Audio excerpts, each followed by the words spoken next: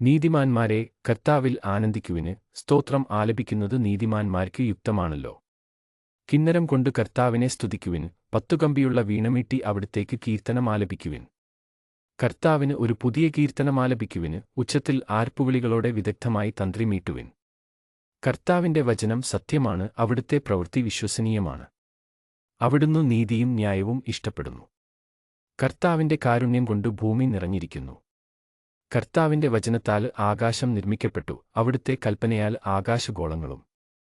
അവിടുന്ന് സമുദ്രജലത്തെ ഒരുമിച്ചുകൂട്ടി, ആഴങ്ങളെ അവിടുന്ന് കലവറകളിൽ സംഭരിച്ചു. ഭൂമി മുഴുവൻ കർത്താവിനെ ഭയപ്പെടട്ടെ. ഭൂവാസികൾ അവിടുത്തെ മുൻപിൽ ഭയത്തോടെ നിൽക്കട്ടെ. അവിടുന്ന് അരുളിച്ചെയ്തു, ലോകം ഉണ്ടായി. അവിടുന്ന് കൽപ്പിച്ചു, അത് സുസ്ഥാപിതമായി. കർത്താവ് ജനതകളുടെ ആലോചനകളെ വ്യക്തമാക്കുന്നു, അവരുടെ പദ്ധതികളെ അവിടുന്ന് തകർക്കുന്നു. കർത്താവിന്റെ പദ്ധതികൾ ശാശ്വതമാണ്, അവിടുത്തെ ചിന്തകൾ തലമുറകളോളം നിലനിൽക്കുന്നു. കർത്താവ് ദൈവമായുള്ള ജനവും അവിടുന്ന് തനിക്കുവേണ്ടി തിരഞ്ഞെടുത്ത ജനതയും ഭാഗ്യമുള്ളവരാണ്.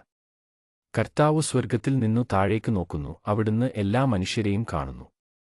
തന്റെ സിംഹാസനത്തിൽ നിന്ന് അവിടുന്ന് ഭൂവാസികളെ വീക്ഷിക്കുന്നു. അവരുടെ ഹൃദയങ്ങളെ രൂപപ്പെടുത്തുന്നവൻ അവരുടെ പ്രവൃത്തികളെ നിരീക്ഷിക്കുന്നു.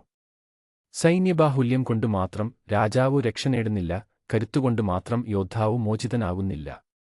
പടക്കുതിരയെക്കൊണ്ട് ജയിക്കാമെന്ന ആശ വ്യർത്ഥമാണ്, അതിന്റെ വലിയ ശക്തികൊണ്ട് അതിന് രക്ഷിക്കാൻ കഴിയുകയില്ല. ഇതാ, തന്നെ ഭയപ്പെടുന്നവരെയും തന്റെ കാരുണ്യത്തിൽ പ്രത്യാശ വയ്ക്കുന്നവരെയും കർത്താവ് കടാക്ഷിക്കുന്നു. അവിടുന്ന് അവരുടെ പ്രാണനെ മരണത്തിൽ നിന്നു രക്ഷിക്കുന്നു, ക്ഷാമത്തിൽ അവരുടെ ജീവൻ നിലനിർത്തുന്നു. നാം കർത്താവിനു വേണ്ടി കാത്തിരിക്കുന്നു, അവിടുന്നാണ് നമ്മുടെ സഹായവും പരിചയം. നമ്മുടെ ഹൃദയം കർത്താവിൽ സന്തോഷിക്കുന്നു, എന്തെന്നാൽ നമ്മൾ അവിടുത്തെ വിശുദ്ധ നാമത്തിൽ ആശ്രയിക്കുന്നു. കർത്താവേ, അങ്ങയുടെ കാരുണ്യം ഞങ്ങളുടെ മേൽ ചൊരിയണമേ. ഞങ്ങൾ അങ്ങയിൽ പ്രത്യാശ അർപ്പിച്ചിരിക്കുന്നു.